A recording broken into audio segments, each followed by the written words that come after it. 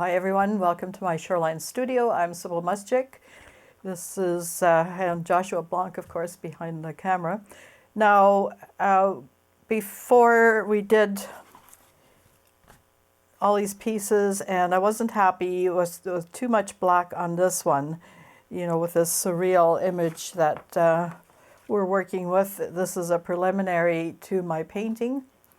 So I'm working out all the kinks and variables and hoping I will come up with something really interesting for the final painting. So I've already started the painting. I've put the background in and outlined for the frame and ready to start painting. But I wanted to resolve these. These are my preliminary studies.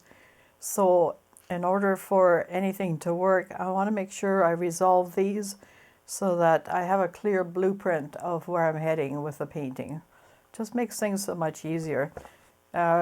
This process is quite common with artists.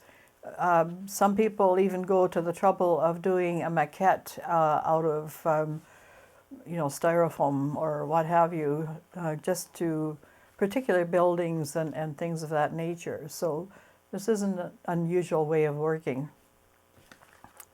But with gel plate printing, of course, the prints themselves may end up being spectacular, which is often what happens because there's such an interesting process. So we're going to start with this one, and I have some stencils that I've cut. This is the negative, so that'll be all the spaces in between. Hopefully that will outline the black areas. And then maybe to lighten up the black areas, I've cut the positives as well. These really interesting shapes like this anvil shape in here, and then this whatever triangular thing that it was. And hopefully that will bring into focus some of the shapes that I'm involved with in this. I did another piece just the other night, and see here I use my stencils and you can see the shapes are really clearly outlined. And then the last step we do are the branches that are in the background, and we want to have this in the painting. I will be able to do more spots of paints here and there negatively, and to show like I did with my first painting, just to show glass and the reflective quality of glass. That's much more difficult with a gel plate print, but you can get fairly close. So to start, I'm going to use my warm gray, and we will use the stencil that is the negative. This one. And I wonder if I should mix a little white with that just to lighten it up even more and to make it a little bit more opaque. Just need a little dab. There we go. And maybe a tiny bit of the medium. This is my satin glazing liquid. So rolling that out. I'm working with an 8x10 gel press plate.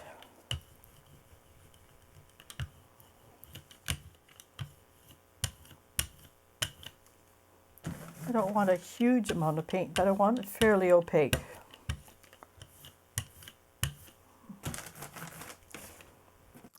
So what we'll do then is we'll put the negative on here. So then you take off the paint that you don't want. So I'm just using a bit of tissue paper.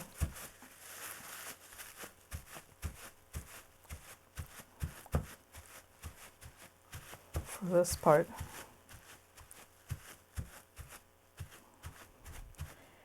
And we'll work with the dark one first. Now the transparency will lift off a lot of the paint, so we're not going to alter the background blue all that much. We'll see what happens. We might double print this because we might want the color of the ecru color on there. So taking this off,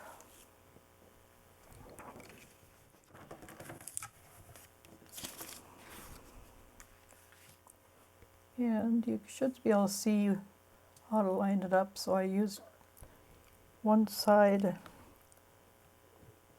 and then usually the other side is, yeah, looks good. Yeah, the other side will just sort of fall in line.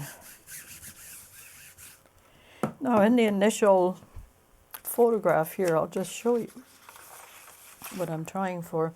See, there's an awful lot of this ecru color everywhere, including the siding, which we're not really going to go into. Okay.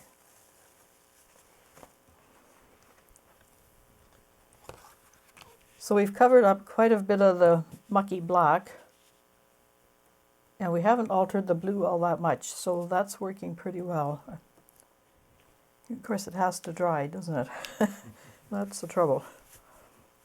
Okay, we'll do the other part, the other image next. Let that dry a little bit, and then we'll see if we need to have the negative actually print more.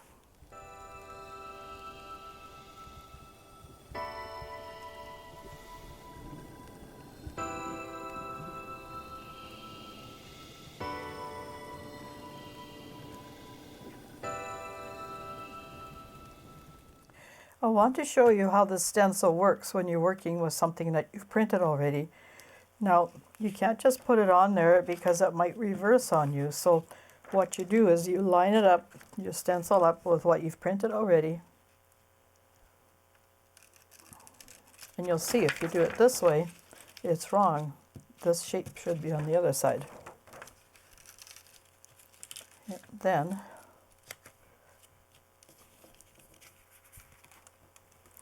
do it this way, and you know you're going to print it properly. So what we're doing is we're going to shore up the shapes to make them a little bit more opaque. So we're going to run the ink right over top so that it leaves the blue alone. So that's another way of working. Let's refer back to our image. I mean, these shapes are pretty dark, but there's an awful lot of blue in there as well. So I think that's what we'll do, is we'll use the black, but let's add some of the blue.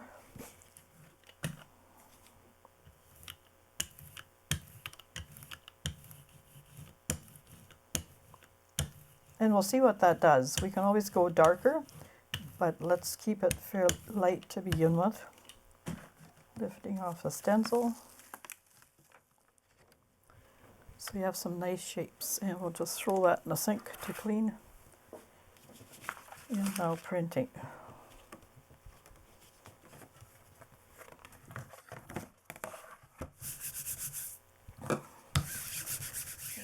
Doing it layer-wise is the way to go.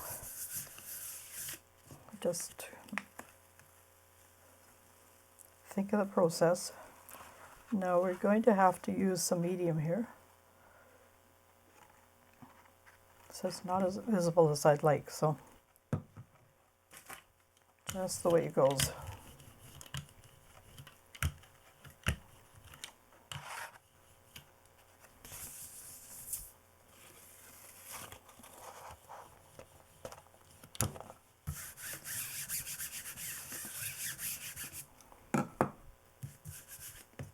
Okay, we'll leave that, we'll set it aside, and we'll go to the other one. So we'll just clean up this plate a little bit. We'll take a little break to do that. And we'll come back to work with that first piece.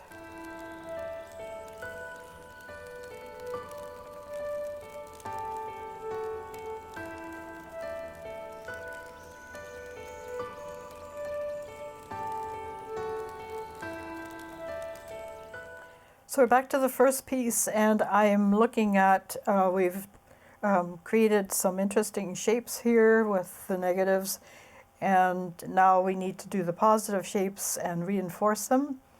They can be nice and dark, not a problem, and now they have discrete shapes, so we should be good. My Prussian blue with a touch of black should just do it. And we're going to roll over top of the stencil. So this could be quite dark.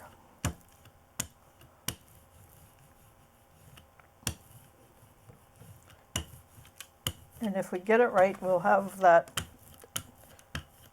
with a little bit of transparency to create that window effect. Maybe a little more black. That's better. I want these shapes to be quite dark.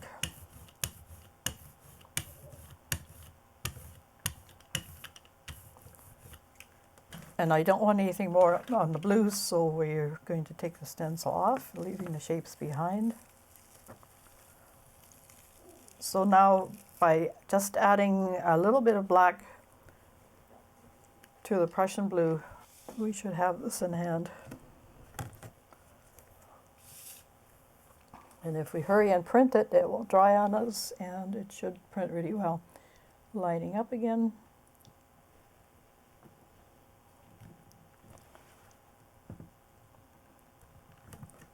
Perfect.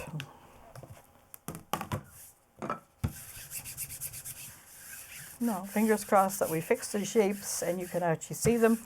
And then the last part, we do a graphic transfer of pencil lines. Our paper's gotten just a wee bit bumpy, that's why I'm going over it with my hand.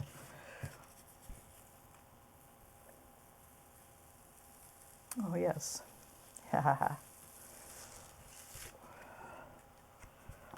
Oh, don't you love it when things turn out beautiful? Yes, and we're still getting that some transparencies in those shapes. And everything lined up pretty well. We are in good shape on that one. So then branches, you know, see the branches that are all over the place? That's what we're going to go for.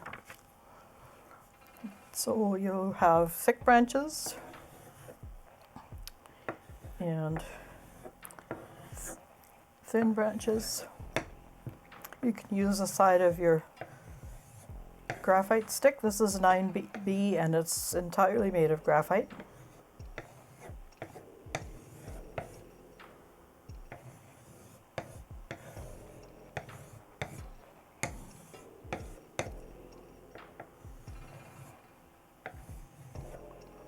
And think overlaps, the way branches come out of each other.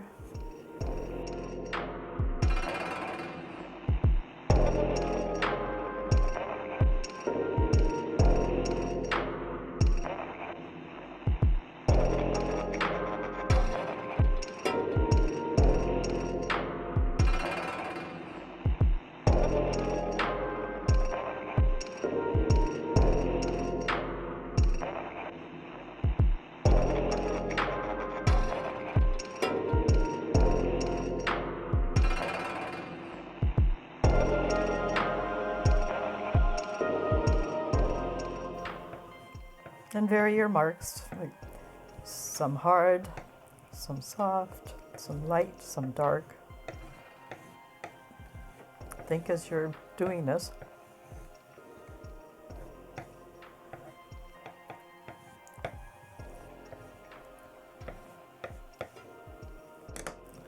Okay, so we have that for a transfer. Now I guess we need to clean, so a quick break.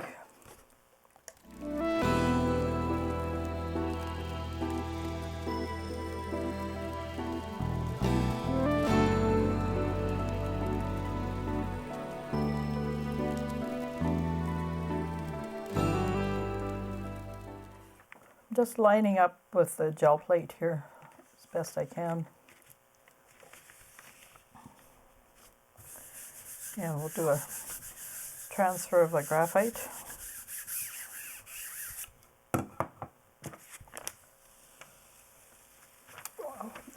There's nothing, never ceases to amaze me is how well graphite transfers. It's just fantastic. Now we need our Posca pen Just some few orange lines for some reason. I have no idea why they're there, but they're interesting and they add a bit of contrast. Just that spark of color. Let's just see how this one is going.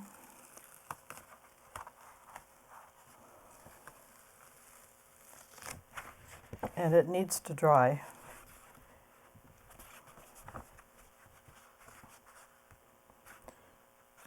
So it's not bad, but the drying will take time. So I think what we'll do is we'll finish the first one and leave it at that, and I can, at my own leisure, we'll finish. Let's finish this one for today here. Okay, so we just need the glazing liquid, and I'll probably add a little bit of matte medium to that. Okay. The reason I'm adding matte medium is that it will pick up graphite really well. The two seem to work together really well. The glazing medium is good for lifting the color, and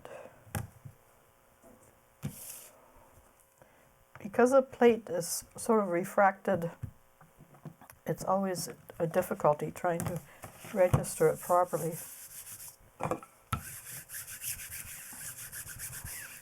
That's why we do the other form of registration where you tape it down, but in this case we didn't need to. These are just practice runs. I'll have enough information for my painting.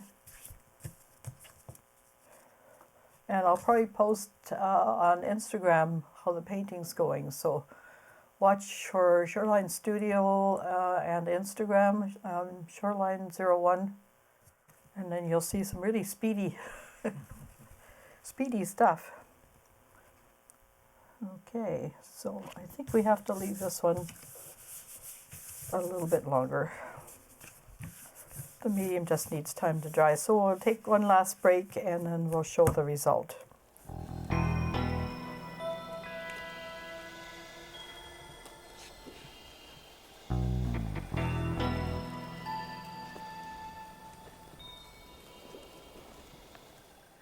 So while we were waiting for paint to dry, literally, we took a quick walk outside. It's just lovely out there, and lots of people fishing. I don't know if they're getting anything. We were busy photographing weeds and snow, and as usual, what we usually do. So here's the initial drawing that we were working everything from. And now the big reveal here. And it's not quite dry, I don't think. So I think we've got our lines. It looks pretty good. And possibly we could take another ghost print off of there, which would be nice. So I think that turned out pretty good. Of course, it'll dry a little bit lighter. And we've got all the features that we want. We've got our Posca pen printed really well. You get that feeling of lines as just like a window reflects things. We've got some of those nice blue spots and things that I want to put in the painting. Of course, much easier to do on the gel plate. It's going to be tedious painting that in the acrylic. But I think it's worked out pretty good as a print, so I'm very happy. Finishing off now, so you know, do try this for, you know, your paintings. If you're a painter as well as a printmaker, do some preliminary work like this. Figure out all your problems. Do some stencils. It all works. So take care of yourselves and your families as always. Don't forget to like and subscribe. Bye for now.